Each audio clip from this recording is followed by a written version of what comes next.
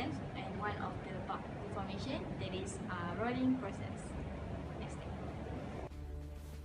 Okay, for hot rolling, we can see that from this video, steel is highly resistant to shaping when it's cold, and for that reason, it is generally rolled while it's hot.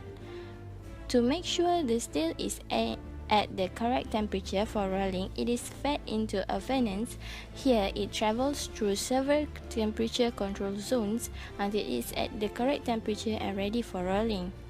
Whatever the product, the principles of hot rolling are the same. Still, squeeze between rolls until the finest thickness and shape are achieved.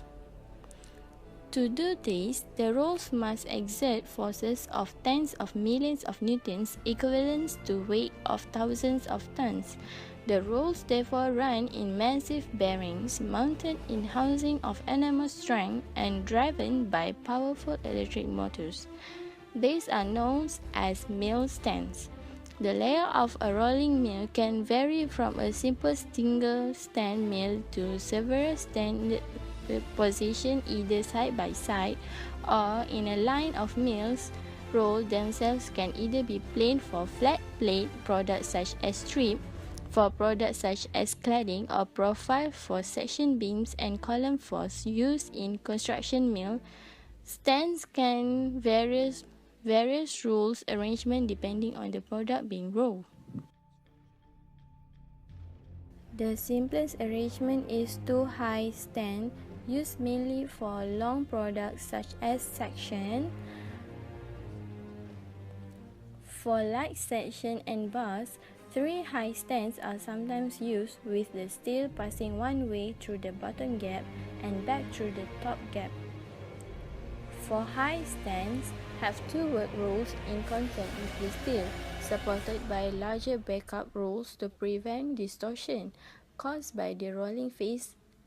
These give greater accuracy for rolling flat products such as plate.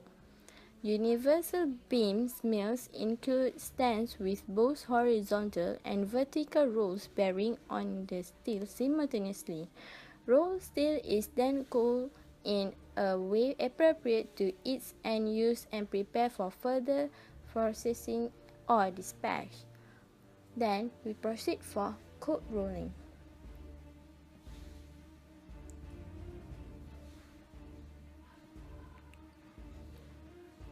One of the further process is cold rolling of strip.